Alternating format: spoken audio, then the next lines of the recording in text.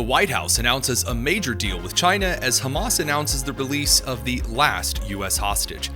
A political stunt at an ICE facility by a New Jersey mayor and congressional officials leads to assaults and arrests.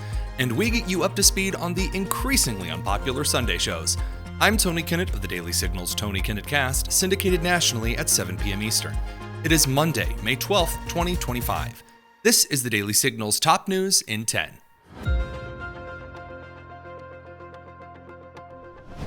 Yesterday, as everyone was enjoying their Mother's Day lunch, the White House put forward a press release stating the United States announces China trade deal in Geneva.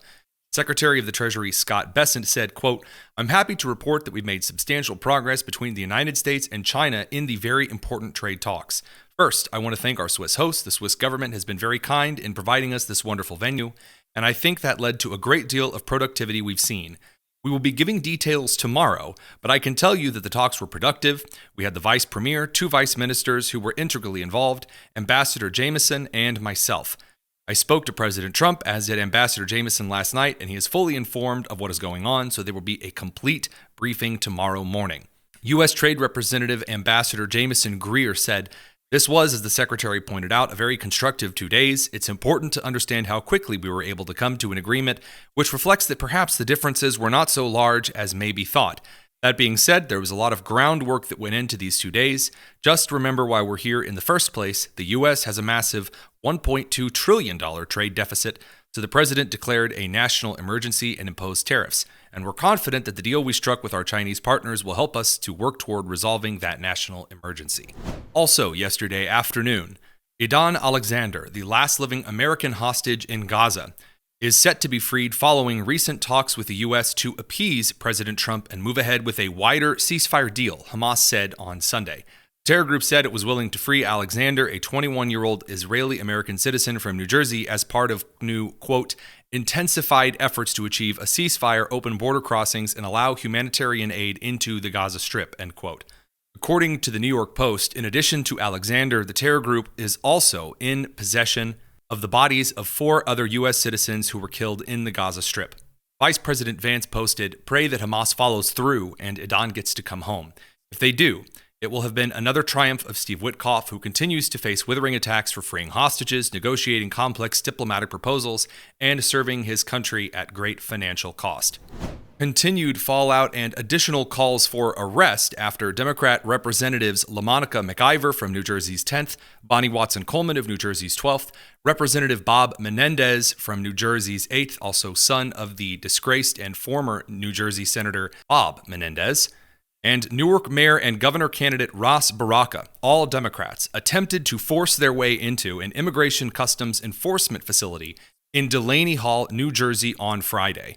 While Representatives Menendez, Coleman, and McIver tried to claim that they had congressional oversight authority to show up and investigate an ICE facility whenever they pleased, this isn't exactly true. Congressional officials, in order to participate in an oversight investigation, need to give the facility notice so that it can be locked down, so that it can be secured for their coming, as well as following a bevy of congressional and federal protocols. Newark's mayor and New Jersey Democrat governor candidate Ras Baraka had no authority whatsoever to enter the facility, and after he tried forcing his way through the open gate into Delaney Hall, he was arrested.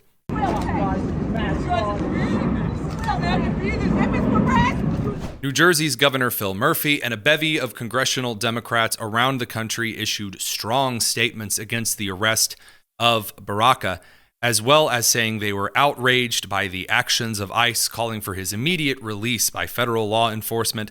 Body camera footage showed that Representative LaMonica McIver assaulted federal officials also trying to force her way into the facility. You can see in recently released body camera footage that she was throwing punches and, of course, had a few choice words to say.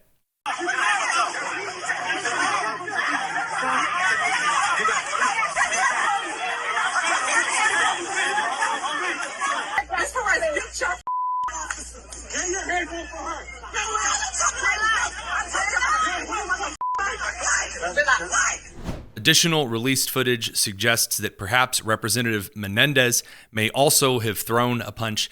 The United States Department of Homeland Security, the Department of Justice en masse, is likely to get involved in the situation, and it's going to be an interesting week. CBS Face the Nation did ask Representative Michael McCall of Texas, a chairman emeritus of the Foreign Affairs and Homeland Security Committees, what he thought about potential arrests in this situation. Over the weekend, we saw Immigration and Customs Enforcement arrest the mayor of Newark, New Jersey, outside a federal detention center. And they're now threatening to arrest 3 Democratic members of Congress for allegedly assaulting or touching an ICE agent there on the scene. I'm just curious, should ICE be arresting or even threatening to arrest members of Congress? I mean, that's obviously a very drastic move. I would only do that if they were complicit with a crime. I don't know all the facts behind this. If they were just visiting a detention center, I've done that many times.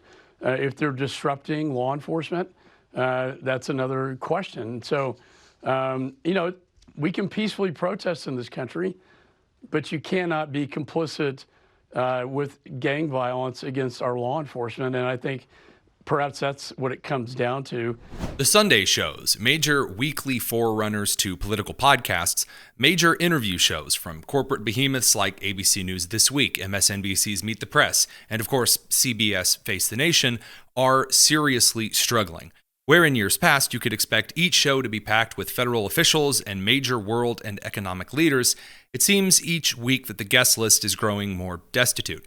Normally, we'd bring you a few potent clips from all 3, but while I'm sure MSNBC's commentary Pope panel was exhilarating, the only major interview this week was between ABC News This Week and Secretary of Transportation Sean Duffy, following a series of radar outages and staffing concerns at airports like Newark and New Jersey.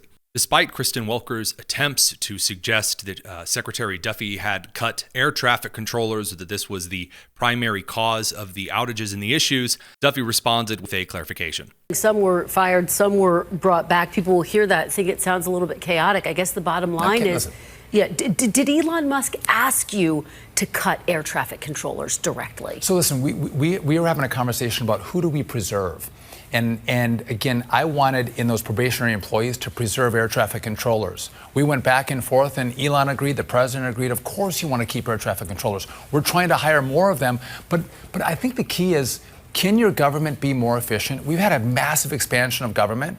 You can actually be more efficient and still accomplish the mission of safety, which is what I think we can do. And we are doing that. Did Elon Musk, though, initially ask you to cut air traffic controllers, and did you dispute that? No. Did you have a disagreement with him? So Elon and I get along really well. He never called me and said, cut air traffic controllers. He would never do that. This was a broader conversation about what positions are going to be preserved, right? So if we're going to let probationary employees go, again, they're new employees. They just were hired on. Some might have been there for a month, some of them 10 months. It was the new employees that we were going to let go. Many of them have come back.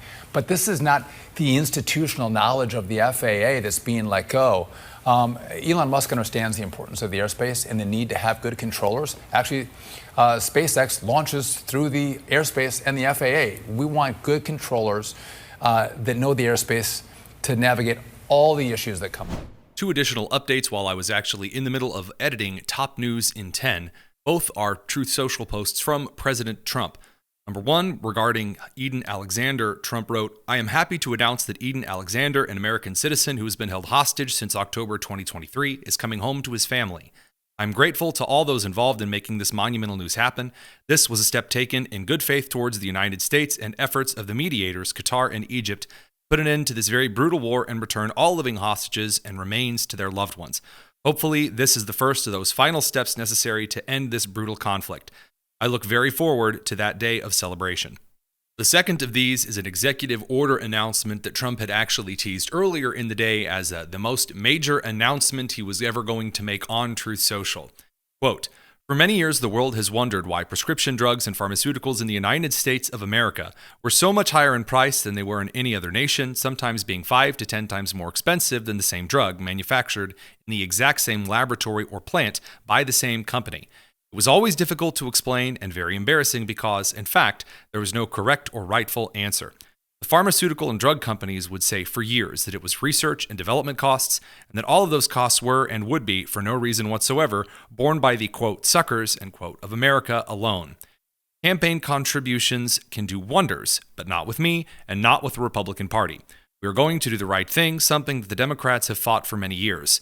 Therefore, I am pleased to announce that tomorrow morning in the White House at 9 a.m., I will be signing one of the most consequential executive orders in our country's history. Prescription drug and pharmaceutical prices will be reduced almost immediately by 30 to 80%. They will rise throughout the world in order to equalize and, for the first time in many years, bring fairness to America. I will be instituting a most favored nations policy, whereby the United States will pay the same price as the nation that pays the lowest price anywhere in the world. Our country will finally be treated fairly, and our citizens' health care costs will be reduced by numbers never even thought of before. Additionally, on top of everything else, the United States will save trillions of dollars. Thank you for your attention to this matter. Make America great again. I think you can see why we had to go back to recording and include those two posts. Before you go, check the description to make sure you're subscribed to the Tony Kinnett Cast, and join us tonight at 7 p.m. Eastern, where we look in a little bit more to some of the potential trade deals on the rise, as well as the absolute hurricane of poor reporting around a potential Qatari aircraft, the Trump administration, and just who is spending your tax dollars. I'm Tony Kinnett, and this has been the Daily Signal's Top News in 10. Take care.